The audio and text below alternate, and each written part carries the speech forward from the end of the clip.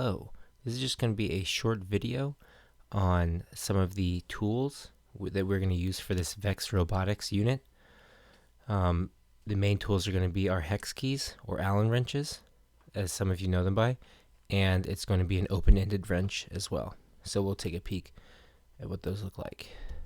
Okay, so here are our main tools. On the left we have our open-ended wrench. You'll use that to hold certain nuts, mostly like the nylock nut, if you're using that for your project. But we'll talk about that in a moment. Then we have our 5/64 hex key. That's the skinnier one, or the thinner one. And then the 3/32 hex key. That's the thicker one. And we'll talk about what these hex keys are used for. Which screws, which collars, and so on and so forth.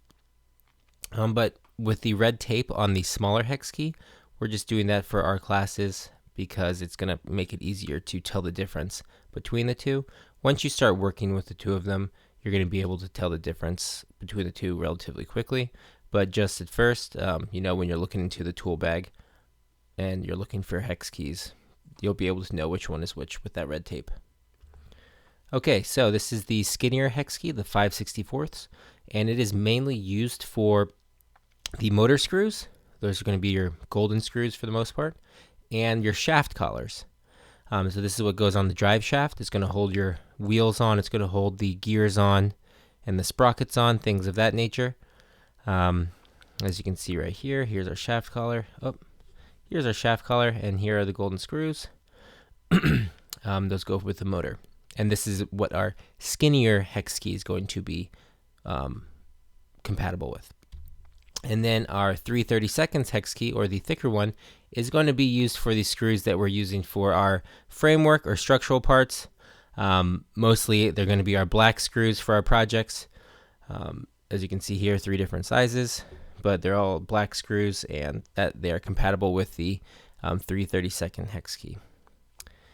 Onto the nuts that we're going to be using for this project. We have the Keps nut and the nylock nut, and for the most part, since we're just going to be building prototypes, the Keps nut is probably going to be our best bet for the most part. We're not going to be competing, so we're not going to have to worry about these nuts falling off or loosening up, and being an issue as we do multiple tests, because we're not going to be testing that much.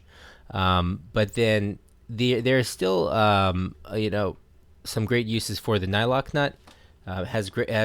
Probably has better grip than the Keps nut.